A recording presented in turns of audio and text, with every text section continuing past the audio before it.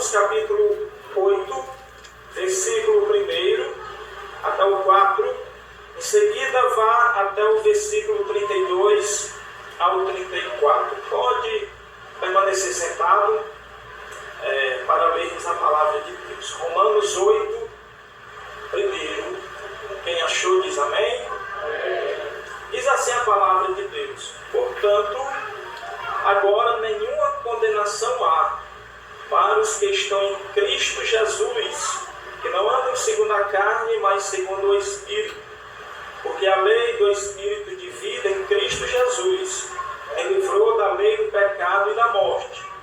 Porquanto que era impossível a lei, visto como estava enferma pela carne, Deus, enviando o seu Filho em semelhança da carne e do pecado, pelo pecado condenou o pecado na carne, para que a justiça da lei se cumprisse em nós, que não andamos segundo a carne, mas segundo o Espírito. Verso 32. Aquele que nem mesmo seu próprio Filho poupou, antes o entregou por todos nós, como nos não dará também com ele todas as coisas? Quem tentará acusação contra os escolhidos de Deus? É Deus quem justifica. Quem os condenará? Pois é Cristo quem morreu, ou antes quem ressuscitou dentre os mortos, o qual está à direita de Deus e também intercede por nós. Amém. Essa noite iremos meditar um pouco sobre o livro de Romanos, discorrer acerca do capítulo de número 8. Romanos é a epístola mais completa das obras de Paulo e trazem verdades centrais do cristianismo. Foi escrita em Corinto, na terceira viagem de Paulo àquela cidade. O motivo pelo qual levou Paulo a escrever Romanos foi porque Paulo tinha o propósito de visitar os irmãos em Roma. E nesta obra, Paulo fala sobre o pecado original, sobre lei, sobre julgamento, sobre redenção, sobre a justificação pela fé, sobre a graça de Deus, sobre a plenitude dos gentios, sobre o propósito de Deus com os judeus e com os gentios. E vemos no decorrer da carta Paulo sempre colocando Cristo como primazia dos assuntos acerca do reino de Deus. Observando um pouco sobre essa carta, vendo o impacto que essa carta teve no decorrer da história, nós vemos pela história que Agostinho, considerado o segundo maior teólogo da igreja, perdendo apenas para Paulo, se converteu através do livro de Romanos. Nós também descobrimos que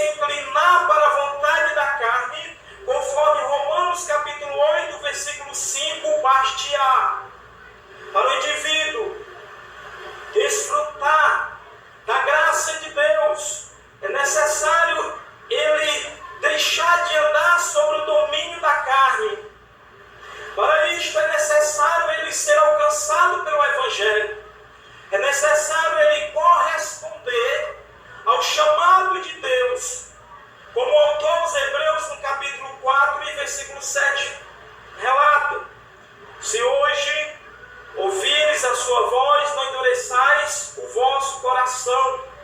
A pessoa tem que atender ao chamado de Deus. A pessoa não pode endurecer o seu coração. Por quê? Porque Deus chama a todos. Senão, observamos o que diz Tito, capítulo 2, versículo 11. Porque a graça de Deus se há manifestada, trazendo salvação a todos os homens. Corroborando com esta carta, 1 Timóteo 2,4, há uma confirmação de que Deus ele chama todos os homens, conforme Atos 17:30, em todos os lugares para o arrependimento. É somente através disto, quer dizer, somente através do atender ao chamado de Deus, que o ser humano ele deixa de ser dominado pela carne, dominado pela vontade da carne. Ele deixa de se inclinar para as coisas da carne e passa a inclinar-se para as coisas do Espírito, conforme vemos Romanos 8, versículo 5, parte B. A parte A diz que aqueles que são guiados pela carne inclinam-se para as coisas da carne, mas quando somos guiados pelo Espírito, nós nos inclinamos para as coisas do Espírito. Então, quando nós atendemos ao chamado de Deus, e nós somos por Deus resgatados da nossa velha natureza, o apóstolo Paulo, ele diz, concluindo da seguinte maneira: portanto, agora nenhuma condenação há para aqueles que estão em Cristo Jesus, que não andam segundo a carne, mas segundo o Espírito. Observe o que o apóstolo fala. Ele coloca essas duas vertentes: aqueles que andam segundo a carne e aqueles que andam segundo o Espírito. No caso em questão, a igreja foi resgatada da antiga, da velha natureza, e para a igreja não há nenhuma condenação. Por quê? Porque nós estamos em Cristo Jesus e, portanto, nós não nos inclinamos para as coisas da carne, mas para as coisas do Espírito Santo, porque nós somos guiados pelo Espírito de Deus. Louvado seja Deus. O apóstolo Paulo, continuando dentro desse raciocínio, falando aos Gálatas no capítulo 2, versículo 20, ele diz da seguinte maneira: já estou crucificado com Cristo, e vivo não mais eu, mas Cristo vive em mim. E a vida que agora vivo na carne, vivo-a pela fé do Filho de Deus, o qual me amou e se entregou a si mesmo por mim.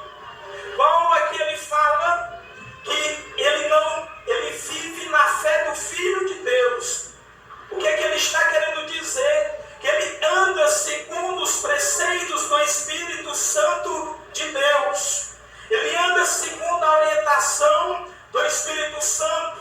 Portanto, ele não se inclina para as coisas da carne, mas para as coisas do Espírito. Louvado seja Deus. Segunda verdade, o crente torna-se filho de Deus e herdeiro. Quando o indivíduo é liberto da antiga natureza,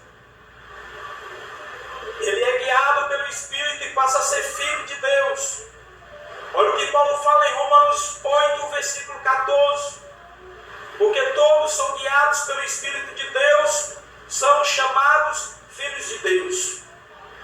Então, dentro desse pensamento, o primeiro estágio, o indivíduo é libertado da velha natureza. A velha natureza que outrora separava ele de Deus.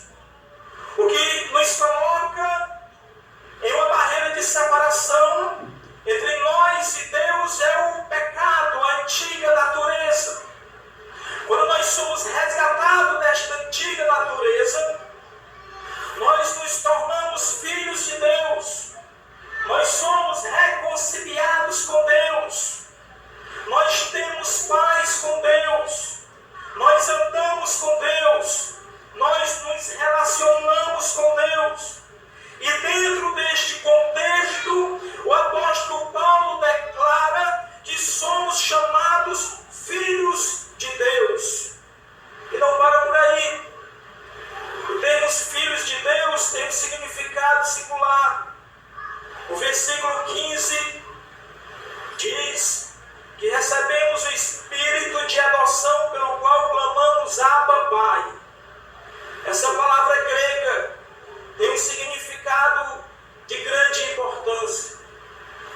O significado desta palavra diz que Abba quer dizer pai ou papai, e dentro desse contexto há uma relação íntima entre Deus e o cristão, entre Deus Pai e um cristão, de maneira que dentro dessa relação nós o tratamos como pai e ele nos trata como filho. É algo espetacular.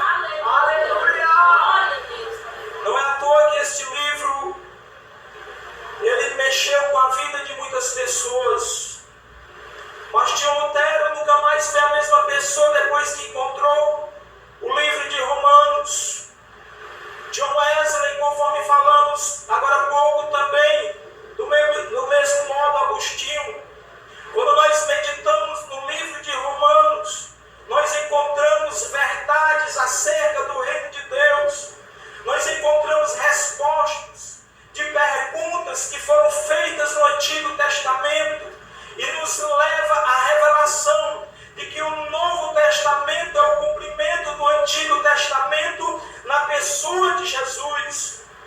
E dentro desse pensamento, dessa esfera espiritual em que nós somos chamados filhos, é algo abrangente. Por exemplo, quando a pessoa está afastada da presença de Deus, nós vemos lá em Lucas 15, 21, a história do filho pródigo, o filho que estava afastado, que solicitou ao seu pai a sua parte na herança, foi pelo mundo afora e gastou todo o dinheiro da sua parte, da sua herança. Ele retorna com o seguinte pensamento, versículo 21, o filho pródigo se dirige ao pai e pede para ser tratado como um trabalhador. O versículo 22 diz que o pai, em resposta, mandou colocar um anel e fazer uma festa. Observe o texto sagrado. O homem, ele pede para ser tratado como trabalhador. O pai ignora a afirmação do filho e manda colocar um anel em seu dedo e manda celebrar uma grande festa pelo fato dele ter encontrado o seu filho. A partir do momento em que o filho pródigo se arrepende e se aproxima do pai, ele imediatamente passa a ser tratado novamente como filho. O que é que nós aprendemos? Que quando a pessoa está distanciada de Deus, a partir do momento que ela se arrepende, que ela deixa novamente a antiga natureza e vai até Deus, Deus passa a tratar essa pessoa novamente como filho. A pessoa passa a ter toda a prerrogativa que um filho tem. A pessoa passa a ser tratado verdadeiramente como filho. É desta maneira que Deus trata a sua igreja. É dessa maneira que Deus trata todo aquele que se aproxima de Deus. Mas continuando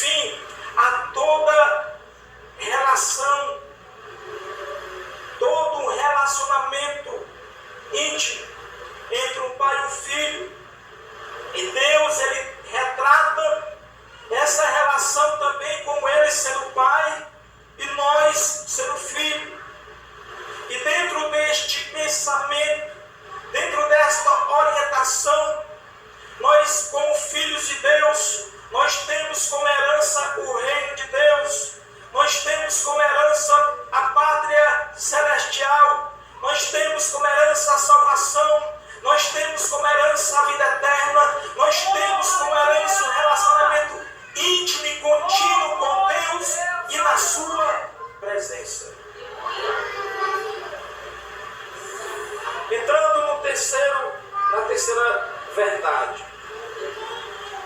O Espírito Santo intercede por nós. Observe. Primeiro, o Espírito Santo liberta a pessoa da sua antiga natureza.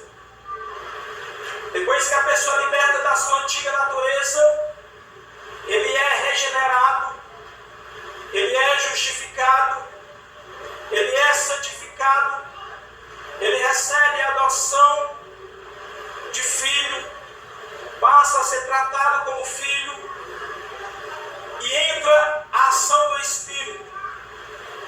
O Espírito Santo passa a interceder. Nós vemos isso no capítulo 8, quando a palavra diz que o Espírito de Deus nos ajuda nas nossas fraquezas. Quantas vezes nós estamos fracos, quantas vezes estamos sem forças, abatidos, desanimados, angustiados, tristes, desamparados. E é nesses momentos que o Espírito de Deus, o Espírito Santo, ajuda nas nossas fraquezas. É nesses momentos que nós recebemos o auxílio do Espírito Santo. O Espírito Santo, ele foi uma promessa. Nós vemos no Antigo Testamento as manifestações do Espírito Santo de forma momentânea. No Novo Testamento nós vemos essa manifestação de forma contínua. Jesus, no capítulo 14, versículo 16, ele fala que rogará ao Pai, e o Pai enviará o Consolador, para que fique convosco para sempre. Não é daquela maneira de ir e vir, mas ele fala para que fique convosco para sempre. E ele é identificado no capítulo 8 e no versículo 16 de João como o Consolador. E aí eu entro no original novamente, no grego. Consolador no grego significa ajudador. O Espírito Santo, ele tem a missão de ajudar a igreja.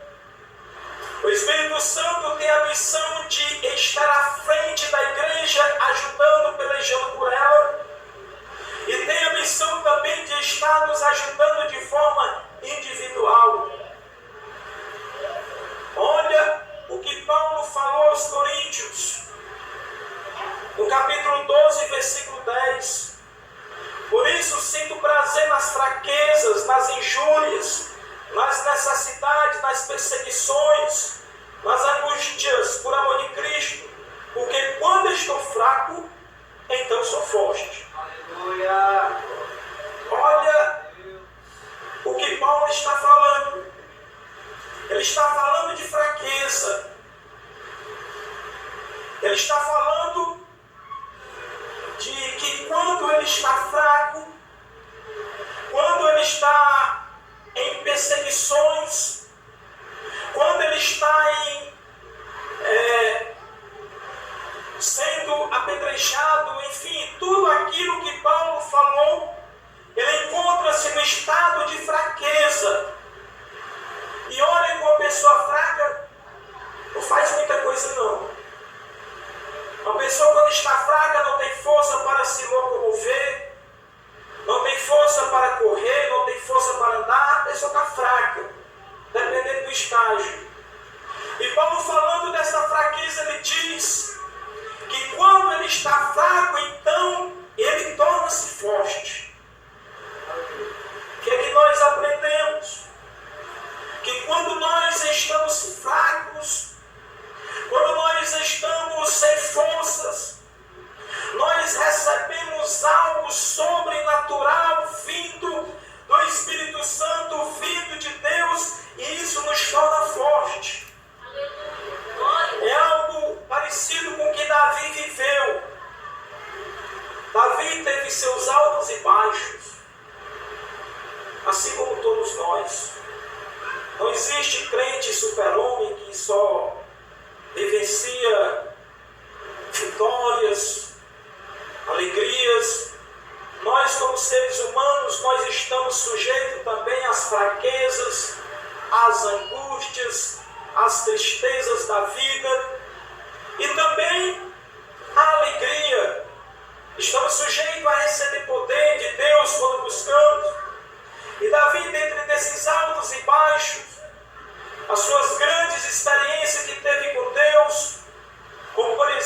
perseguição implacável do rei Saul, quando lhe perseguiu com o propósito de matá-lo,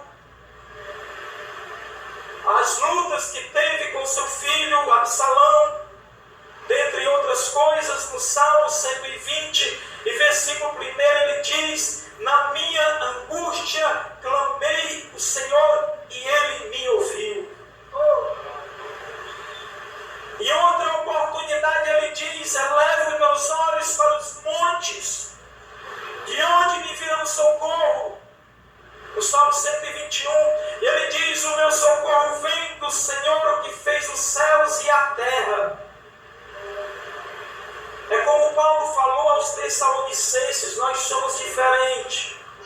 Nós não somos como os demais que não têm esperança. Ele falando aos Tessalonicenses.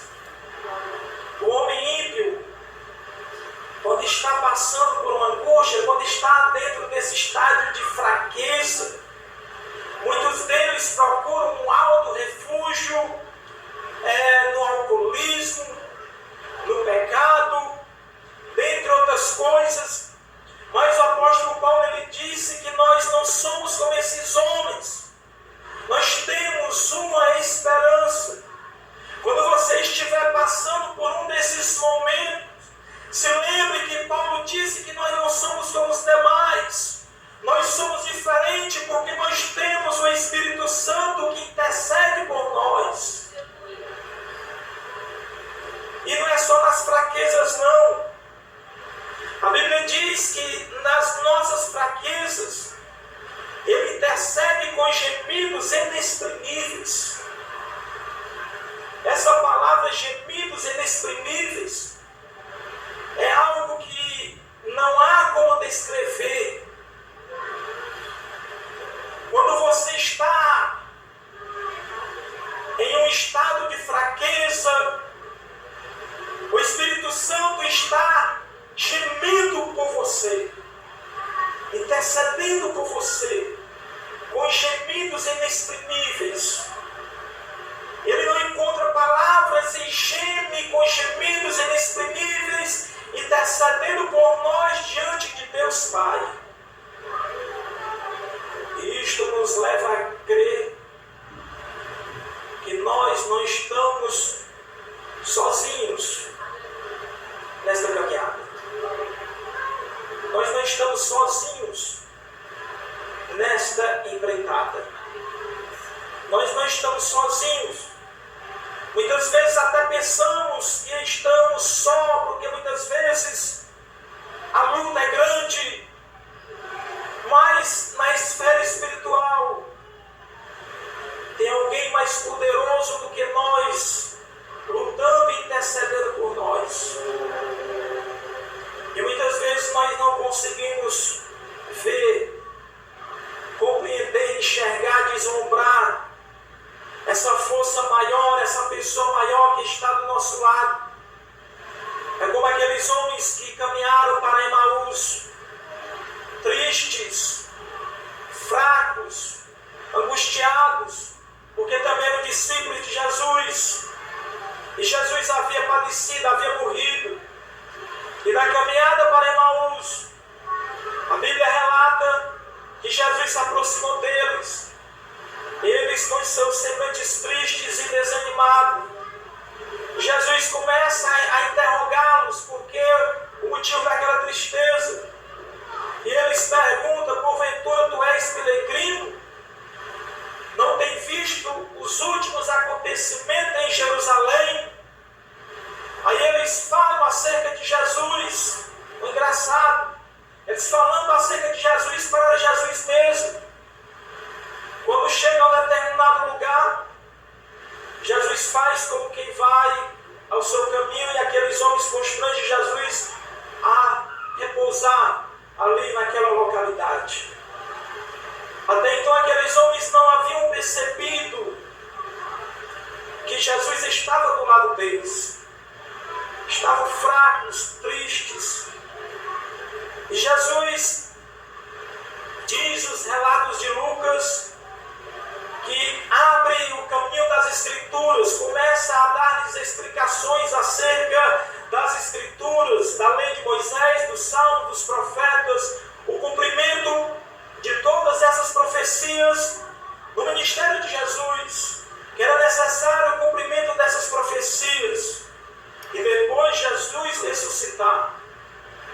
Jesus parte o pão e dá a eles, e naquele momento os seus olhos se abrem. O que é que nós aprendemos com esse exemplo? Que muitas vezes nós nos encontramos na posição dos discípulos de Emaús. Muitas vezes Deus está do nosso lado. Muitas vezes Deus está agindo por nós.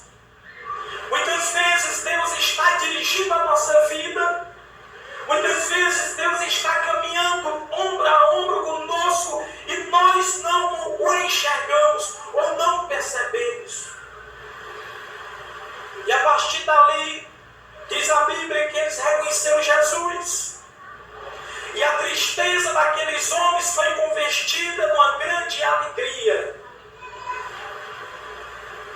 Saiba que a sua tristeza é convertida em alegria se você abrir os olhos espirituais e presenciar Jesus do seu lado. Nós temos motivos de sobra para estarmos alegres. Primeiro, os nossos nomes estão escritos no livro da vida. Segundo, fomos alcançados e correspondemos aos chamados de Deus. Terceiro, nós temos uma esperança. A esperança que aponta para algo futuro. A Jerusalém celestial será a nossa habitação final. Quarto, nós temos a certeza de que Deus vai cumprir com a sua palavra. Qual é a palavra que Deus vai cumprir? Jesus vai voltar para buscar a sua igreja. Quinto, nós temos a certeza de passarmos ante o tribunal de Cristo e a partir daí recebermos galardões por aquilo que fizemos ao reino de Deus aqui na terra. Sexto, a morte a partir dali jamais nos alcançará.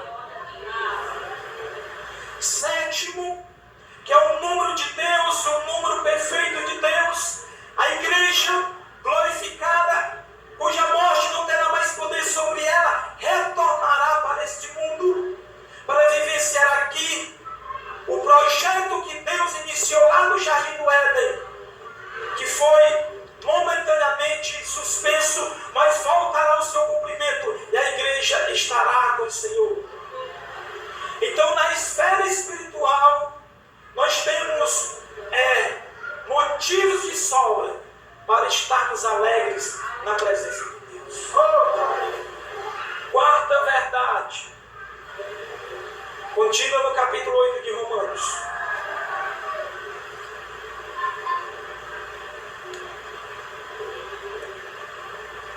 Cristo pagou nossa dívida. Aleluia!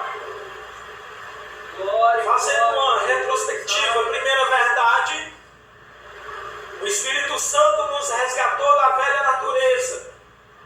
Segunda verdade, nós nos tornamos filhos de Deus. Terceira verdade, nós temos o Espírito Santo com Cristo intercedendo por nós. Quarta verdade, Cristo pagou nossa dívida. Nós fomos justificados, declarados justos diante de Deus. Nós tínhamos uma dívida e era impossível de nós pagarmos essa dívida.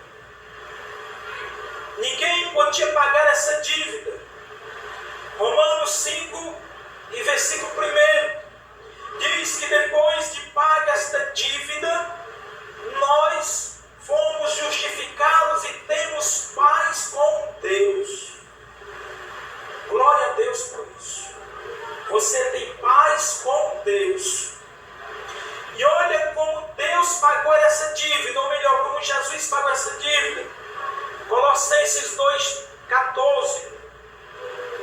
Havendo riscado a cédula que era contrária a nós, nas suas ordenanças, o qual de alguma maneira nos era contrário, e atirou do meio de nós, cravando-a na cruz.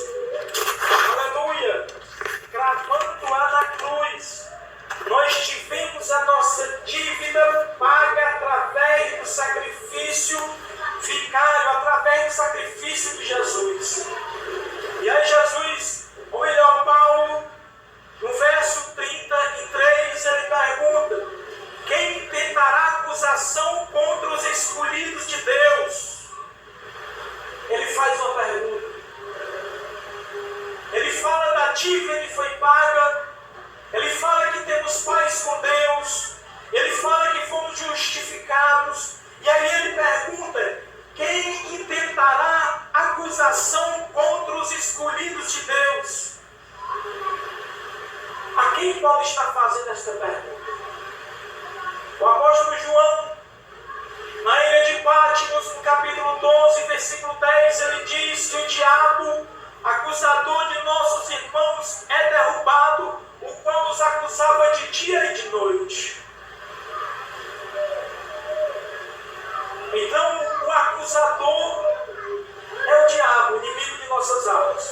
E Paulo pergunta: quem intentará acusação contra os escolhidos de Deus? Ele responde: é Deus quem os justifica. Ou seja, quando nós somos responsabilizados, apontados pelo diabo por algo que nós fizemos, como nós tivemos os nossos pecados perdoados, fomos resgatados da velha natureza, nos tornamos filhos de Deus, temos o Espírito de Deus no nosso lado. Cristo diz que a dívida já foi paga. Não adianta o diabo lhe apontar por um pecado A X que você cometeu no pecado. Por quê? Porque foi Deus quem nos justificou. E no versículo seguinte, no 34, ele pergunta: quem os condenará? Quem nos condenará? E ele próprio responde: pois foi Cristo quem morreu, ou antes quem ressuscitou entre os mortos, o qual está à direita de Deus e também intercede por nós. Quando vem algo que tenta nos condenar, olhemos para este versículo que diz: foi Cristo que morreu, foi Cristo quem ressuscitou dentre os mortos, foi Cristo quem venceu a morte, é Cristo quem está sentado à direita de Deus, é Cristo que intercede por nós, e é Cristo nosso advogado. Romanos 3:23, todos pecaram e destituídos estão da glória de Deus, sendo justificados gratuitamente pela redenção que é em Cristo Jesus. A única coisa que pode condenar o homem ou a mulher é o pecado.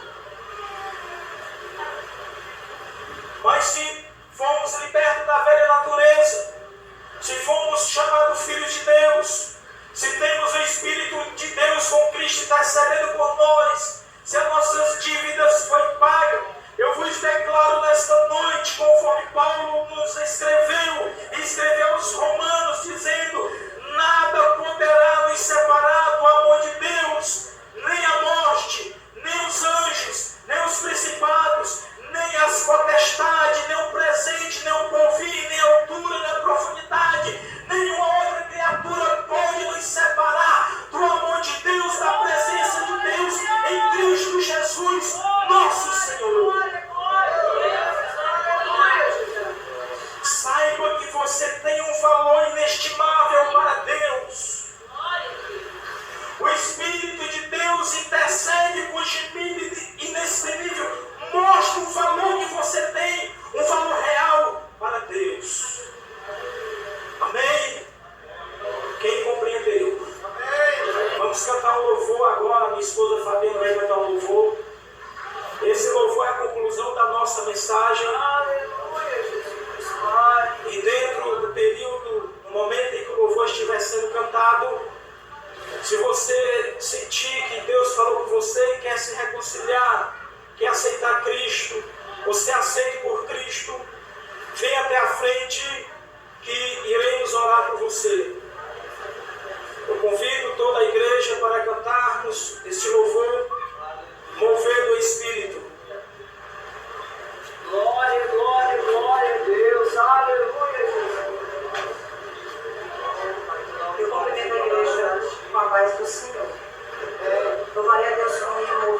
versículo.